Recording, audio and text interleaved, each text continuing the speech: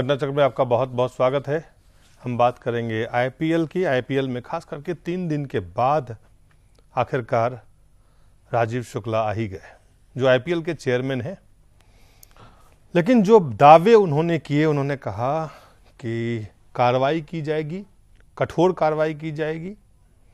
लेकिन सवाल है, क्या सिर्फ छोटी मछलियां जिनको पकड़ ली गई है वहीं तक कार्रवाई ठोस या कठोर होगा, या ये पूरा खेल जो है, जो पूरा गेम है, जिसके लिए आईपीएल का पूरा नियंत्रण गठन जिस तरह से हो रहा है, उस तमाम चीज़ों के अंदर उसकी तमाम चीज़ों की जांच होगी। और दूसरा हमारा एजेंडा है आज का, जो समझाएंगे अन्ना हजारे, जो उत्तराखंड में जनतंत्र यात्रा कर रहे हैं। पंजाब और हरियाणा और फिर दिल्ली के बाद, राजस्थान के बाद उत्तराखंड पहुंचे हैं। लोगों की तो भीड़ उमड़ रही है, लेकिन जो एक सवाल है कि भ्रष्टाचार मिटाने की जो वो बात कर रहे हैं, वो भ्रष्टाचार कैसे मिटाएंगे, कैसे करेंगे परिवर्तन। सबसे पहले हम बात करते हैं, आपको हम दिखाते हैं एजेंडा, फिर हम बात करते हैं।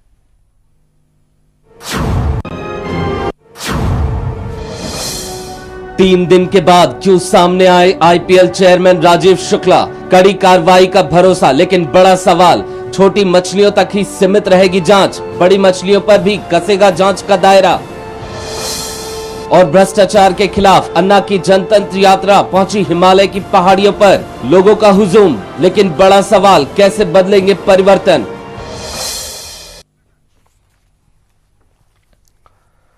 सबसे पहले बात करते हैं आईपीएल की। और आईपीएल में सबसे पहले आपको हम दिखाते हैं कि 3 दिन के बाद जब राजीव शुक्ला आईपीएल के चीफ सामने आए तो उन्होंने क्या कहा।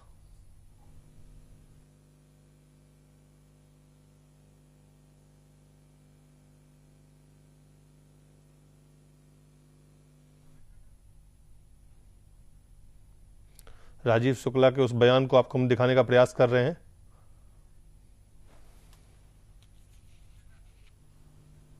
वर्किंग कमेटी कल सुबह चेन्नई में बुलाई गई है, जिसमें जो भी बीसीसीआई की वर्किंग कमेटी मेंबर है, क्योंकि वही एक कॉम्पिटेंट बॉडी है इस मामले में विचार विमर्श करने के लिए। उसमें सारी जितनी नई परिस्थिति जो पैदा हुई है, इस पर पूरा विचार विमर्श करेंगे। क्या क्या कड़े कदम उठाए जा सकते हैं, उन सब पे विचार होगा। कितनी जल्दी, कब जो है इसकी प्रिलिमिनरी इन्वेस्टिगेशन की रिपोर्ट जो रवि सबानी देंगे, वो उसके आने के तत्काल बाद कैसे इसको अनुशासन समिति को तुरंत रेफर किया जाए, और वो इसकी जो पड़ताल करने के बाद कौन सी सज़ा दें, ये सारी चीज़ों पर कल विचार विमर्श होगा। कितनी सख्त कार्रवाई की जाए, ये कल का एजेंडा होगा, क्योंकि इस चीज़ में बीसीसीआई का रुख एकदम साफ है कि किसी भी कीमत पर इस तरह की चीज़ को बर्दाश्त नहीं किया जाएगा। जितनी कड़ी से कड़ी सज़ा हो सकती है, उतनी कड़ी से कड़ी सज़ा दी जाएगी। क्रिकेट को क्लीन रखने के लिए ये जो कुछ लोगों की हरकत है, कुछ लोगों का जो अटेम्प्ट है, वो बिल्कुल बर्दाश्त नहीं किया जाएगा। तो बीसीसीआई अपने स्तर पर जितना कर सकती है, कड़े से कड़े कदम उठाएगी। जहाँ तक जांच और इन सब का सवाल है, ये बीसीसीआई कोई जांच एजेंसी नहीं है। बीसीसीआई की जो एंटी करप्शन यूनिट है, उनकी भी अपनी सीमाएं, जितनी जांच वो कर सकते हैं अपने हिसाब से जांच कर रहे हैं। बाकी दिल्ली पुलिस से इस मामले में अनुरोध किया जाएगा कि वो जो है, दिल्ली पुलिस से मामले में अनुरोध किया जाएगा कि वो इसकी पूरी जांच पड़ताल करें। उन्हें पूरा सहयोग प्रदान किया जाएगा दिल्ली पुलिस को इस मामले में। और मैं तारीफ़ करूंगा दिल्ली पुलिस की, दिल्ली पुलिस कमिश्नर नीरज कुमार की, कि उन्होंने अच्छा काम करके दिखाया। इस तरह के तत्व जो इतने बड़े खेल को बदनाम करने की कोशिश करते हैं, ऐसे लोगों को पकड़ने का काम करके उन्होंने अच्छा काम किया। ऐसे तत्वों का जितना खुलासा किया जाए वो बहुत अच्छा है। इसकी पूरी तहकीकात हो, और जो भी इसमें पकड़ा जाएगा, किसी को छोड़ा या बख्शा नहीं जाएगा। Police is already investigating the matter. Wherever the lead is, they should catch it. And we are willing to cooperate. BCCI is willing to provide fullest cooperation, and the culprit must be caught. Lalit Modi ने आपको rubber stamp I don't comment what Mr. Modi says. बहुत सारे सवाल हैं। सबसे बड़ा सवाल है कि जिस बात को वो कह रहे हैं कि कड़ी सजा दी जाएगी, कठोर सजा दी जाएगी, सवाल तो है जो पकड़े गए उसको तो सजा दी जाएगी, लेकिन इस तमाम जो दायरे में जांच का दायरा बढ़ के तमाम चीज़ों को एक निष्पक्षता से जांच की जाए कि क्या सिर्फ खिलाड़ी शामिल है, खिलाड़ी जिस टीम में खेलते उनके मालिक शामिल हैं, उसका मैनेजमेंट शामिल है? क्या बीसीसीआई और आईपीएल में और भी जो अधिकारी हैं उनकी भी इसमें संलिप्तता है?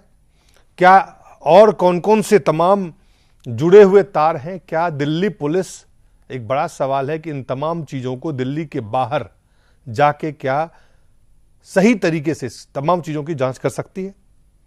दूसरा सवाल कि जांच का दायरा क्या बढ़ाने पे कोई बीसीसीआई सोच या फैसला या इस पे बहस करेगी, या जब बैठक होगी तो इस पे चर्चा करेगी? कई सारे और भी सवाल है। आखिर 3 दिन तक राजीव शुक्ला थे कहां? अवधेश जी, सबसे पहले आपसे शुरू करना चाहते हैं।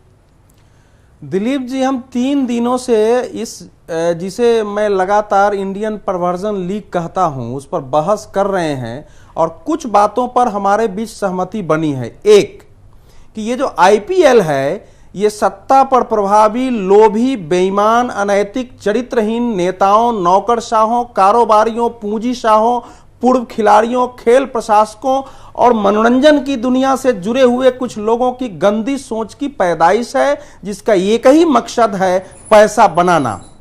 दूसरा, इसके लिए इन लोगों ने खासकर युवा वर्ग के अंदर जो व्याप्त वासना होती है, अंदर उन्माद होता है, उसको परवान चढ़ाकर उसकी जेब से पैसे निकालने का पूरा रास्ता इन्होंने अपनाया है। लेकिन चूंकि ये सीधे नहीं कर सकते थे, इसलिए इसको खेल का एक आवरण दिया गया है। तीसरा, इसमें जो खेल तो है नहीं जैसा हम लोग जानते हैं, इसके साथ जो मादक नृत्य गीत है, संगीत है, फिर हर चौके छक्के विकेट पर चीयर लीडर्स का डांस है, फिर मैदान में आयोजन के बाद पार्टियां हैं, यानी कुल मिलाकर इसमें वह सारे मसाले हैं जो हमारे आपके अंदर की जो वासना है, विकृतियां हैं, उनको उभार कर उनको पूरा करने का मैदान उपलब्ध कराती है पूरी तरह। आप देख लिए, सुंदर सौष्ठव वाली लड़कियां हैं, शराब है, पार्टियां हैं रात की, उसके बाद क्या हो सकता है ये हम आप सब जानते हैं, क्योंकि रिपोर्ट आ रही है कि जहां भी आयोजन होता है वहां सेक्स ट्रेड जो है अपने सारे सीमाओं को लांघ जाता है। चौथा, इसकी संरचना ऐसी बनाई गई है कि एक व्यापक तंत्र खड़ा हो गया है और यह तंत्र अपने प्रचार शक्ति से इस हमारे रुचि को, हमारी संस्कृति को विकृत करने वाले इस आयोजन को एक स्वाभाविक खेल आयोजन के रूप में स्थापित कर चुका है। और पांचवा, दुर्भाग्य से जो आप प्रश्न उठा रहे हैं, पूरे मामले को कुछ खिलाड़ियों, कुछ सट्टेबाजों के बेईमानी तक सीमित किया जा रहा है। यह वैसे ही है जैसे पूरे गंदे नाले से 1-2 कीड़े को उठा करके यह कहना कि बस यही विजातीय है, इसको बाहर करने से इसकी सफाई हो जाएगी। आज जो दोनों लोग निकल के आए हैं, केवल राजीव शुक्ला ही नहीं आए हैं, जो एन श्रीनिवासन है बीसीसीआई के अध्यक्ष, वो भी आए हैं। अब आप सोचिए, ये कह रहे हैं कि जिनके खिलाफ है उन पर कड़ी कार्रवाई की जाएगी। प्रश्न यह है कि कार्रवाई किसके खिलाफ होगी? तो निश्चित रूप से ये जो पूरा आयोजन है इस पर प्रश्न नहीं खड़ा हो, इसको बचाने के लिए 2-3 ऐसे लोगों को बलि चढ़ा दी जा सकती है जो केवल इस पूरे गंदे नाले के एक छोटे हिस्से है। इसीलिए ये श्रीनिवासन ने तो यहां तक कहा है कि दिल्ली पुलिस की जिम्मेवारी है कि वो जो है पूरी तरह छानबीन करें, क्योंकि हर आरोप के 2 पहलू होते हैं, एक पुलिस लगाती है और उसका दूसरा पक्ष होता है, इसलिए हमको उसकी भी प्रतीक्षा करनी चाहिए। जी दानिश अली साहब, ये पूरा खेल जिस तरह से, अब इस खेल के एक एक पहलू जिस तरह हर दिन कोई न कोई नई बात सामने आ रही है। अगर आज देखिए, जब लैपटॉप जहां से हासिल किया गया है, लैपटॉप हासिल करने के बाद जिस तरह के दावे किए हैं पुलिस ने कि किस किस तरह से लड़कियों का डिमांड होता था, कैसे उसकी पत्नी ने, तमाम तरह के वो तमाम तथ्य सामने आ रहे हैं। लेकिन ये तथ्य जो है ये महज 3 क्रिकेटर तक है। मेरा सवाल है आपसे, पहले तो दिल्ली पुलिस क्या जिस तरह का इस खेल का जिस तरह का आयोजन है, जो स्वरूप है, क्या दिल्ली पुलिस 3 को पकड़ करके आपको लगता है कि पूरी की पूरी जो जांच है उसको करने में सक्षम है, या इसकी जांच का दायरा बढ़ना चाहिए, इसको एक इंडिपेंडेंट एजेंसी को हैंडल करना चाहिए? देखिए, सबसे पहली बात जो अवधेश जी ने कही वो बहुत गंभीर बात है कि ये पूरा एक तंत्र है, इसमें कॉरपोरेट हाउसेस हैं, पॉलिटिशियंस हैं, ब्यूरोक्रेट्स हैं, सेक्स ट्रेड वाले हैं, शराब माफिया है, मतलब वो सब मिलजुल करके इस आयोजन को कर रहे हैं। और हमारे देश में अभी तक ये इतनी बड़ी लॉबी है, उसका इतना दबाव है कि जो स्पोर्ट्स बिल, खेल बिल जो एक्ट बनना चाहिए था, वो कई वर्षों से अभी तक लंबित है, वो पार्लियामेंट में नहीं आ पाया है जी। और जो ये रेड करके पकड़ा गया है, मैं आपको बहुत साफ बता दूं कि इसमें कोई केस नहीं बनता, सिर्फ 420C का केस है, सिंपल सेक्शन 420, और उसमें कंप्लेनेंट भी कौन होगा कि कोई एक दर्शक को दिल्ली पुलिस बाद में कंप्लेनेंट बनाएगी कि साहब मैं मैच का टिकट मैंने खरीदा था, मेरे साथ इन्होंने धोखा किया ऐसा करके। इसमें कुछ नहीं होने वाला, सिर्फ लोगों की आंख में धूल झोंकने का काम ये हो रहा है। ये इतना बड़ा तंत्र है कि इसके लिए अभी कानून ही नहीं बना है। और मैं आपको बताऊं, कल किसी टीवी चैनल पर एक बड़े जिम्मेदार इनकम टैक्स ऑफिसर ने, जो कमिश्नर रहे हैं, उन्होंने कहा कि पिछली बार जो ये मैच फिक्सिंग का केस हुआ था, जब ये आईपीएल वाला मामला हुआ था, उसमें उस वक्त के वित्त मंत्री जो आज मौजूदा राष्ट्रपति हैं, उनको 400 करोड़ रुपए देने की पेशकश जो है ललित मोदी की तरफ से, उनके फादर की तरफ से हुई। ये विश्व बंधु गुप्ता जो इनकम टैक्स कमिश्नर रहे हैं, उनका ये टेलीविजन पर बयान है। तो कुछ ना कुछ तो सच्चाई है, और ये बिल्कुल सही मैं आपको कह रहा हूं। और अगर वो स्वरूप इतना बड़ा है जी, इतना बड़ा स्वरूप है, और इसमें कुछ नहीं, आप किसी लीगल ओपिनियन वाले से, लीगल मैन से पूछिए कि इस केस में क्या होगा। इस केस में सिवाय इसके कि जो सरकार में बैठे लोग हैं, जो पुलिस है, जो विभाग हैं, उनकी सबकी जो है चांदी इसमें हो जाएगी।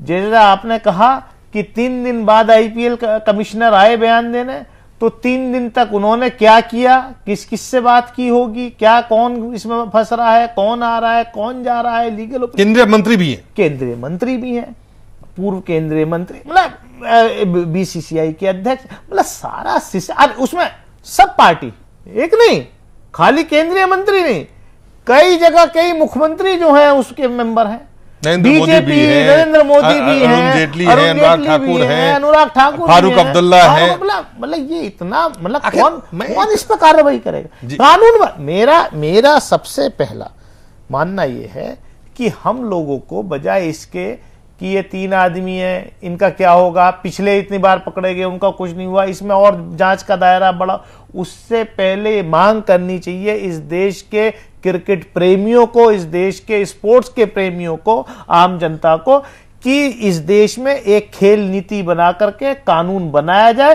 कि अगर स्पोर्ट्स के माध्यम से इस तरीके से लोगों के साथ ठगी होगी, क्रिकेट प्रेमियों के साथ ठगी होगी, तो हम बर्दाश्त नहीं करेंगे। सबसे पहला काम सरकार को बिल लाना चाहिए, उसमें सजा का प्रावधान करना चाहिए कि अगर ऐसी स्पॉट फिक्सिंग, मैच फिक्सिंग होती है तो उसके लिए ये कानून ही नहीं है हमारे पास। किस कार्रवाई की हम बात कर रहे हैं पिछले 3 दिन से? शायद ये 3 दिन मीडिया में चलेगा और फिर जो है बंद हो जाएगा, फिर हम इसका कभी जिक्र भी नहीं करेंगे। पिछले कितने केसेस से कितने क्रिकेटर्स पकड़े गए हमारे यहाँ, दावे हो रहे हैं यहां से वहां तक। लगता है कि ये जो पूरी जो फिक्सिंग की बात सामने आई है, जो चीजें होंगी, उससे कुछ निकल के आना नहीं है, कुछ नहीं निकल के आना, सिवाय वसूली के सिर्फ वसूली होनी है, कुछ नहीं निकलना। सही बोल रहे हैं। अभी जिस तरह से 3 का नाम आ रहा है, 3 में 2 का नाम तो लोग जानते ही नहीं थे, मैं खुद 2 का नाम नहीं जानता था।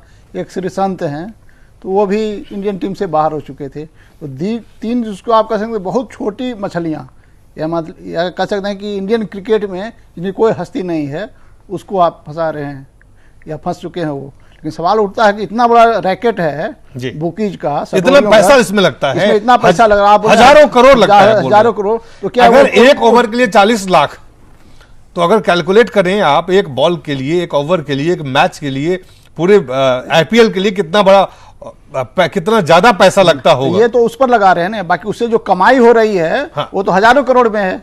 कोई बोलते हैं 50,000 करोड़ है, कोई बोलते हैं 40,000 करोड़ है, मतलब कितने हजार करोड़ की कमाई ये क्या कर रहे हैं? सिर्फ 11 बुकीज और 3 प्लेयर या कुछ और छोटे छोटे लोग कर रहे होंगे? हमें लगता है पूरा का पूरा जो आईपीएल है, उसके मालिक से लेकर के सारे जो खेल रहे हैं, प्लेयर्स, मालिक, आईपीएल के मैनेजमेंट के लोग, इवन बीसीसीआई के लोग, क्योंकि इसमें बहुत तरह की फिक्सिंग होती है। इसकी फिक्सिंग सिर्फ बुकीज को फायदा पहुंचाने के लिए नहीं होती है, बल्कि लोगों का ध्यान इसके साथ जोड़ने के लिए भी, इसको पॉपुलर बनाने के लिए चौको छक्के की बरसात होनी जरूरी है। आप देखते हैं कि एकाएक जो टीम हार रही होती है अंतिम 2 ओवर में दनादन छक्का चौका मार करके वो जीत जाती है, लेकिन वो जो प्लेयर उसमें चौका छक्का की बरसात करता है, आप पता कीजिए कि टेस्ट में उसका क्या परफॉर्मेंस है, वनडे इंटरनेशनल में उसका परफॉर्मेंस क्या है, फिर उसमें कैसे एकाएक हो जाता है। वो जाहिर है कि ओवर फिक्स्ड होता है, वो मैच ही पूरा फिक्स्ड होता है।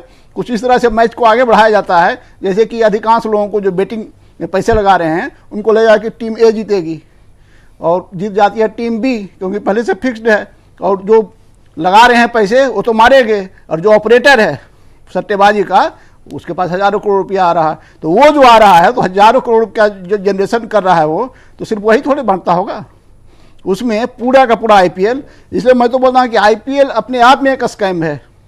आईपीएल की तो जांच करनी खुद आईपीएल की जांच होनी चाहिए, खुद आईपीएल की जांच होनी चाहिए। उसका क्या फाइनेंशियल सिस्टम है, कौन करेगा? क्या दिल्ली पुलिस जैसे एक राज्य की संभव है कि इसमें तो देखिए क्या किया था जब थरूर वाला मामला आया था, जब थरूर और मोदी, ललित मोदी के बीच में कंट्राडिक्शन आया, उस कंट्राडिक्शन के कारण बहुत सारी बातें सामने आ गई, तो उसमें वो मारे गए, शशि थरूर को इस्तीफा देना पड़ा, वो टीम भी उनकी खत्म हो गई कोची की।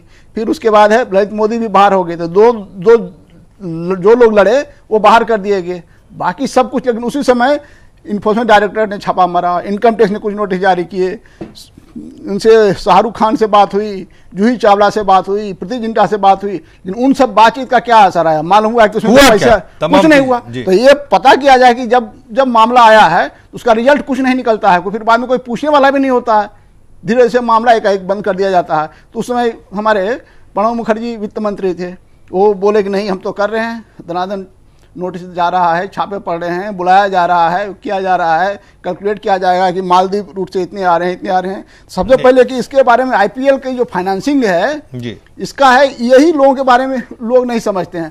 तो इसको सरकार बोले उसे आईपीएल सिस्टम, आईपीएल वाले को या बीसीसीआई को इसको स्पष्ट करे। और जो बीसीसीआई, ठीक है आईपीएल अलग है, बीसीसीआई अलग है, लेकिन बीसीसीआई की जो प्रेस्टीज है वो इसलिए है कि वो जो टीम क्रिएट करती है उसको इंडियन टीम कहा जाता है, मतलब इंडिया की सोवरेनिटी है जी, उसका सीधे फायदा करा। इसलिए नहीं कह सकता कि हमें जो सरकार के हिस्से नहीं है। इसको कैसे, इसको कैसे? राष्ट्र है, राष्ट्र के साथ जो भावना जुड़ी हुई है लोगों की, तो वो राष्ट्र के साथ, इंडिया के साथ आरटीआई भी आपको कोई काम नहीं करता है। आरटीआई के दायरे में उसे लाया जाना चाहिए।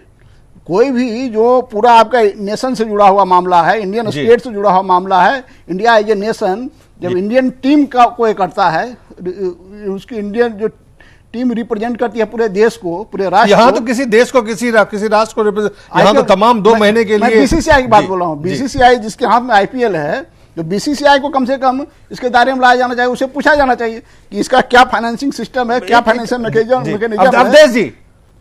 दिलीप जी, समस्या हमारी ये है कि जो अपराधी हैं, जो लुटेरे हैं, उन्हीं को नीति बनानी है, उन्हीं को कार्रवाई करनी है, और वो सत्ता में भी इतने हावी हैं कि ये कल्पना करना ही गलत होगा कि पुलिस वहां उन तक पहुंच जाएगी, और पुलिस की अपनी सीमाएं हैं। मेरा इसमें 2 सुझाव है। पहला तो यह है कि जो अभी का अपराध है उसमें बेटिंग का, बाकी का, उसके लिए एक ऑल इंडिया, अखिल भारतीय छानबीन टास्क फोर्स जिसको कहते हैं, एक all India investigation task force बने।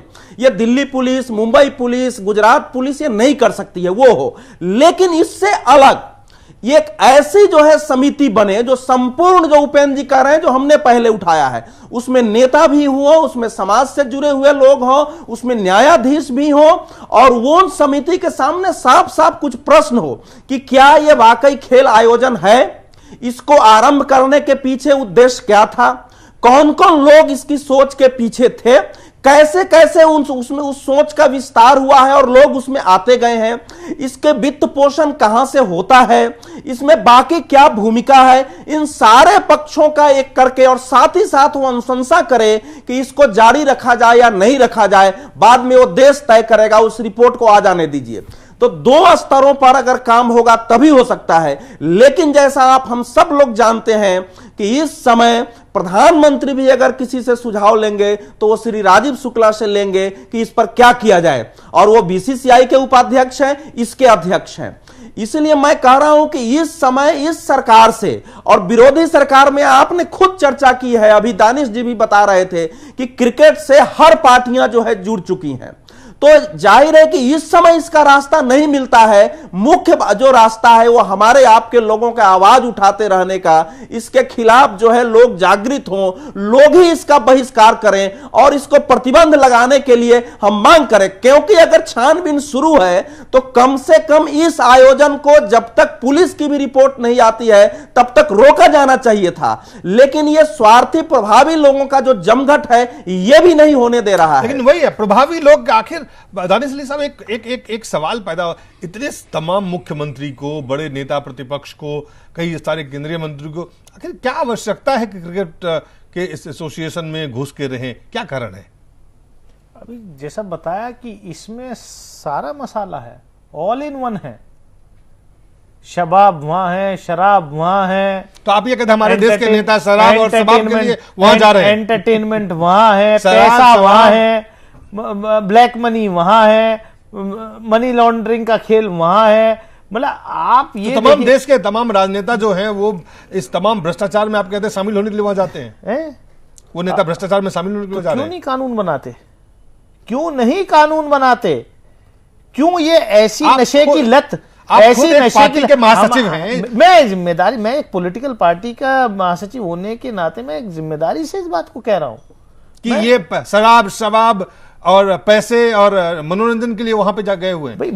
भी आपने इस क्रिकेट जो है हमारे देश में एक बहुत बड़ा वर्ग, क्रिकेट को एक बहुत बड़ा फेस्टिवल, एक अपना, बहुत लोग तो अपने मतलब अपना धर्म तक मानते हैं, सारा छोड़ करके जो है अगर मैच क्रिकेट का आ रहा है तो देखते हैं जी। और वो उस तरीके का नशा, जुनून टेस्ट मैच का जो है कम हुआ कि 5 दिन का बोरिंग हो गया तो वनडे आ गया, वनडे कम का हुआ तो यूं भी अब जो है 2020 ले आओ। अब 2020 में नहीं, अब ये आईपीएल लिया हो कि इसमें सारे चीज जो है, इसमें तड़का लहसुन का भी हो, प्याज का भी हो, और ये भी हो और वो भी हो। अब क्या है, ये नशा लगा दिया लोगों को, और नशा लगा करके जो है उससे जो है फायदा उठा रहे, और जो लोग बेचारे इसमें वो ठगा महसूस कर रहे हैं। आप देखिए देश के तमाम बड़े नेता, कई ऐसे बड़े नेता हैं जो उस एसोसिएशन में अलग अलग राज्यों में मुख्यमंत्री हैं तो वो भी हैं, मंत्री हैं तो वो भी हैं। क्या आखिर कुछ आप कह रहे हैं कि सिर्फ पैसा या इस तरह की तमाम चीजों के कारण इसी को प्रचंड पूंजीवाद कहते हैं। रैबिट कैपिटलिज्म जो है, क्रोनिक कैपिटलिज्म यही है कि हर जगह से लूटने के लिए एक दुर्भिसंधि होती है, जिसमें नौकरशाह होते हैं, नेता होते हैं, पैसे वाले होते हैं, क्रिमिनल्स होते हैं। तो हमारा देश उस स्थिति में पहुंच गया है। नेक्सस बना हुआ है, पूरा नेक्सस है। आईपीएल इज ए नेक्सस, बिल्कुल पैसे बनाने के लिए नेक्सस तैयार किया गया है। अपने आप में एक बहुत बड़ा स्कैम है। तो बोलने का आईपीएल है जो अपने आप में एक बहुत बड़ा स्कैम है, और सब इकट्ठा हो गए हैं ब्लैक मनी को व्हाइट करने के लिए, या जो विदेशों में जो पैसे गए हैं, विदेशों में जो बहुत सारे पैसे गए हैं उसको वापस लाने का एक बहुत बड़ा जरिया है आईपीएल। ये जांच की जाए पक्का पता चलेगा कि जो ज्यादा पैसे आ रहे हैं मॉरिशस रूट से आ रहे हैं। तो मॉरिशस कितना बड़ा देश है, जितना रुपया आया है, एक संकेत दे दिया कि इसमें दुबई से इसके संकेत है, डी कंपनी से इसके संकेत है। ये तो पुलिस अपने यहाँ आगे ही करती है। मैच होता है तो उसमें वहां से भी धंधा चलता है। जो बुकीज का है सेंटर है वो, तो उसको भी फायदा पहुंचाना है, वहां पर जनरेट हो रहा है मनी। अगर 50,000 करोड़ जनरेट उधर हो रहा है तो मल्टी होता है कि मिसलीड करने के लिए पता चला मामला कहीं यार दिखा, नाम कहीं और दे दो, नाम कहीं और दे दो। भारत में हर हमला आईएसआई करती है, जो जांच जहां करनी चाहिए उसको नहीं करके कहीं जांच और बैठ के जो है दाऊद इब्राहिम हो जाता है ना, कि फिर यहाँ की एजेंसी असमर्थ हो जाएगी। बोले कि दुबई तक जो लोग पहुंच ही नहीं है। आखिर सिर्फ ये खेल का मसला नहीं है, मसला इसमें जिस तरह से मनी लॉन्ड्रिंग का है, जिस तरह से बेटिंग का है, जितना पैसा इसमें इन्वॉल्व है, आखिर इन चीजों का जांच कैसे हो, और दूध का दूध पानी का पानी कैसे होगा? जांच करने के लिए एक एजेंसी है, सीबीआई भी चाहे तो जांच करे, ऐसी बात नहीं है। सीबीआई कॉम्पिटेंट है जांच करने के लिए। इन्फोर्समेंट डायरेक्टोरेट है, वो पता करे किस तरह से फाइनेंसिंग हो रहा है। उपेंद्र जी, सीबीआई का एसपी जो है 1 लाख घूस लेते पकड़ा गया है। सीबीआई का एसपी आज 1 लाख घूस लेते पकड़ा गया मैं है, जो कोयला घोटाले की जांच कर रहा है। इंस्टीट्यूशन बोल रहा हूँ, वो तो आदमी पकड़ा है ना। मैं इंस्टीट्यूशन कर रहा हूँ कि सीबीआई कंपिटेंट इंस्टीट्यूशन है, इन्फोर्समेंट डायरेक्टोरेट है, मैंने एक टास्क फोर्स का सुझाव मैं इसलिए इंस्टीट्यूशन रखा की है, बात ऑल बोल रहा इंडिया हूँ। इन्वेस्टिगेशन टास्क फोर्स बनना चाहिए जी। और दिलीप जी, हम लोग दूसरे के लिए सरकार पर दबाव बनाए कि एक व्यापक जांच समिति समाज के लोगों की बने। अगर लेकिन वो नहीं उसको करते दबाव हैं, कौन, जब नेता, मैं दूसरी बात कर रहा हूं, सुनिए ना, विपक्ष के नेता अगर हो वो या नहीं सत्ता बनाते पक्ष हैं, उसमें शामिल है तो दबाव दिलीप कौन जी, बनाएगा दिलीप जी, सरकार अगर के वो अंदर? नहीं बनाते हैं तो नागरिक के स्तर पर हम लोग एक जांच समिति बना के रिपोर्ट लेके और देश के सामने ला सकते हैं। आखिर ये संघर्ष कहीं ना कहीं से तो करना ही पड़ेगा। इस 3 के अलावा चौथा कोई रास्ता नहीं हो सकता है। दानिश अली जी, ये जांच और ये चीज बिल्कुल इस पे आपको लगता है प्रभावी ढंग से, जिस तरह की व्यवस्था आपने खुद बताया कि किस तरह का नेक्सस है, आपको लगता है कि आने वाले समय में ये जो तमाम विवाद हैं, तमाम पहलू हैं, इसमें कुछ निकल के आना है? देखिए, मैंने तो अपने इनिशियल कमेंट में इसका जिस्ट बता दिया कि इसमें क्या होना, इसमें कुछ नहीं होना। फिर करेंगे क्या? हम लोग फिर ऐसे ही चलेगा? आप लोग 3 दिन चर्चा करेंगे। इस देश की जनता की मेमोरी भी बहुत शॉर्ट है और हमारे पास ये अब जो जिस तरीके से मीडिया का भी मामला आया है कि अभी कोई अगर ब्रेकिंग न्यूज आ जाए तो हम इस न्यूज को छोड़ करके इसको भूल जाएंगे और खाली कैमरे जो है वहीं लगा देंगे। ठीक है, मैं तो उस दिन से, जिस दिन इस देश के पूर्व प्रधानमंत्री विश्वनाथ प्रताप सिंह का देहांत हुआ, जिसने इस देश की पूरी पॉलिटिक्स चेंज करी, उनके देहांत के बारे में किसी टेलीविजन चैनल, किसी अखबार में कोई खबर नहीं थी। सारे कैमरे वो एक बड़ा मसला था, वो एक बड़ा मसला था आपको जिसको आप दिखा रहे थे, जिसको हम दिखा रहे थे, हम दिखा रहे थे। मैं खाली आज टीवी के लिए नहीं कह रहा। इस देश में जिस तरीके का मतलब एक समूह तैयार हुआ है, जिस तरीके से इस देश के मीडिया को कॉर्पोरेट हाउसेस ने हाईजैक किया है, जिस तरीके से कॉर्पोरेट हाउसेस में होड़ मच गई है कि हमारा भी एक टेलीविजन चैनल होना चाहिए, तभी हम जो है इस देश की सत्ता के गलियारों में अपनी पहुंच रख सकते हैं। तो मेरा कहने का जो तात्पर्य है वो ये है कि हम, जो अवधेश जी ने कहा कि हम इसके लिए संघर्ष करें, कमेटी बनाएं, टास्क फोर्स बनाएं, जनता से दबाव बनाएं, लेकिन वो दबाव तभी तक काम करता है जब तक मीडिया उस समूह को हीरो बना करके रखता है कि 200 आदमी अगर जंतर मंतर पे बैठे हैं और वहां जो है 50 ओबी वैन्स अगर खड़ी हैं, तब तक वो आंदोलन चलता है। जहां कैमरे हटे वो आंदोलन खत्म। हम लोग, और वो मीडिया जो है वो भी इस नेक्सस में आप कहते हैं कि कहीं ना कहीं कॉर्पोरेट और नेता और अधिकारी और तमाम लोग शामिल है, इसलिए कोई उम्मीद आपको नहीं है। आखिरी जनता के लिए कोई तो उम्मीद उपेंद्र जी होना चाहिए। जनता के लिए उम्मीद यही है कि जनता दबाव बनाए सरकार के ऊपर कि भी इसमें कानून बनाया जाए। पहली चीज जी मैं आपको बता रहा हूं, मैं फिर पहली बात को, कानून बनाए, एक कानून बनना चाहिए। दिल्ली पुलिस के कमिश्नर जो बहुत बहादुरी से प्रेस कॉन्फ्रेंस करके कह रहे हैं कि हमने ये किया, आप देखिएगा 60 दिन का टाइम है या 90 दिन का टाइम है चार्जशीट फाइल करने का।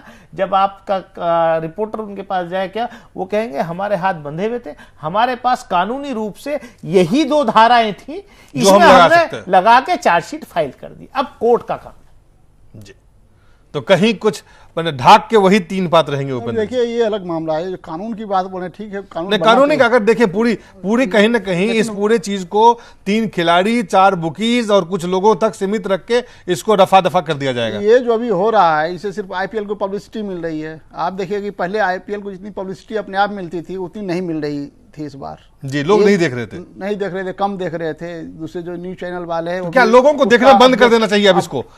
लेकिन वही है ना कि कैसे बंद करेंगे? नहीं, आपको अभ्यास जो कर दिया गया है, जब लोगों को पता होगा कि हर चीज फिक्स है, हर बॉल फिक्स है, हर ओवर फिक्स है, हर जो व्यक्ति, तो उसमें क्या रुचि रह जाएगी लोगों की? जो फिक्स डांस होता है उसमें भी लोगों की रुचि रहती है। सिनेमा में स्क्रिप्ट पर एक्टिंग होती है, लेकिन लोग देखते ही देखते हैं। उसके देखने के लिए प्रचार तंत्र है। और दानिश तो फिर क्या हम इस सिनेमा का प्रचार तंत्र बने हुए हैं? बिल्कुल, अपने जिस ढंग से मैं कह रहा हूं कि इस समय आप खुद जानते हैं कि जैसे इस समय पूंजीशाह और सत्ताधीशों के बीच एक दुर्भिसंधि है, उसी तरह से मीडिया के बड़े खिलाड़ियों की भी एक दुर्भिसंधि है और हम सब लोग उसके पार्ट हैं। इसलिए वो तो व्यापक संघर्ष का विषय है। लेकिन इस समय मेरा इतना ही कहना है कि हम लोग यहां से लोगों से आह्वान कर सकते हैं कि वो इसको देखना बंद करें, वो बहिष्कार की शुरुआत करें। 100, 200, 500, 1000 लोग सही करें, आगे कोई न कोई रास्ता निकलेगा। जी चलिए एक छोटा सा ब्रेक लेते हैं, ब्रेक के बाद जल्द वापस लौटते हैं और चर्चा करेंगे अन्ना हजारे की जनतंत्र यात्रा पर।